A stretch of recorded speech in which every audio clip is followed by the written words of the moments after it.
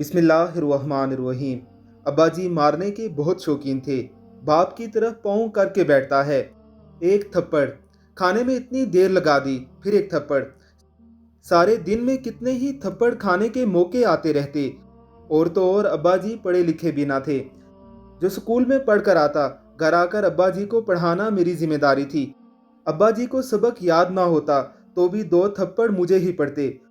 खुद कुछ सीख कर आएगा तो बाप को सिखाएगा ना। दादी अम्मा बताती हैं कि अब्बा जी बचपन से ही बहुत नालायक बच्चे थे। कितनी कोशिश कर ली लेकिन पढ़कर नहीं दिया। अब्बा जी को दादी की बात पर भी गुस्सा आता, लेकिन माँ थी, कुछ कह ना पाते तो मुझे एक ही थप्पड़ लगा देते। चल निकल यहाँ से बेगैरत, बाप की बुराइयाँ करने में लगा है।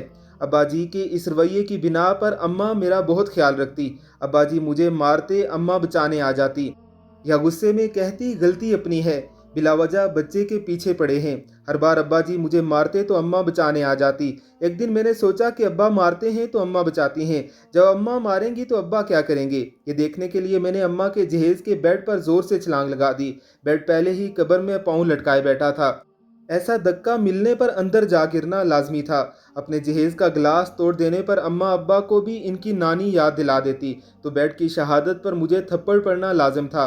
लेकिन इससे पहले कि अम्मा गुस्से से आकर मेरे 2 थप्पड़ लगाती, अब्बा जी जोर से हंसे और मजाकन बोले, ले आज तेरे नाना की आखिरी निशानी भी गई। पैसा बहुत था लेकिन कंजूस इतने कि बेटी के जहेज में भी डंडी मार गए। अम्मा गुस्से से बल खाकर अब्बा की तरफ मुड़ी, उन्हें इस जुमले के एक एक लफ्ज से लेकर।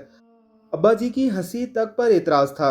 जाहिर सी बात है कि नाना की सबसे बड़ी जीती जागती निशानी यानी मेरी अम्मा के सामने किसकी मजाल हुई कि उनके वालिद की शान में गुस्ताखी करे, चाहे वो उनके मजाजी खुदा ही क्यों ना हो। अम्मा बहश्ती जेवर में पड़े सब्र बर्दाश्त के सारे इसबाक बोली। वो गरजी और बरसी के अब्बा जी भी हैरान कम और परेशान ज्यादा हो गए। मैं फौरन वहां से खिसका ताकि अब्बा अम्मा तसल्ली से मार का सुलह कर लें और कहीं अब्बा जी के हाथों फिर मेरी ही शामत ना आ जाए।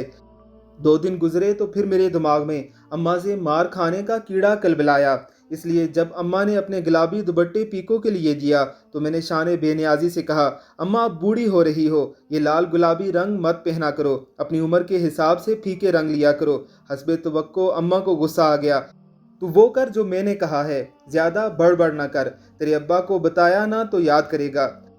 अब्बा को अंदर आता देखकर मैंने सर अम्मा के करीब कर दिया तो अम्मा ने एक हल्की सी चपेट भी लगा दी। बस अब्बा जी के लिए इतना स्टार्ट काफ़ी था।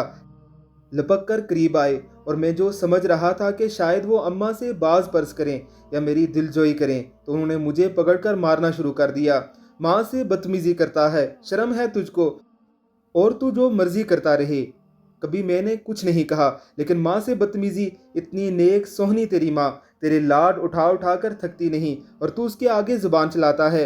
मैं मार खाता हस्बे साबिक मदद के लिए अम्मा को देख रहा था और अम्मा हक्का बक्का खड़ी थी। उसने कभी ख्वाब में भी नहीं सोचा था कि अब्बा उसके लिए इतना हसास होगा। इतना मान सम्मान, इतना प्यार एहतराम। मुझे पड़ने वाला हर थप्पड़ माँ की हैसियत में इजाफा कर रहा था। वो हवाओं में उड़ रही थी, मुझे बचाना उसे याद ही नहीं था।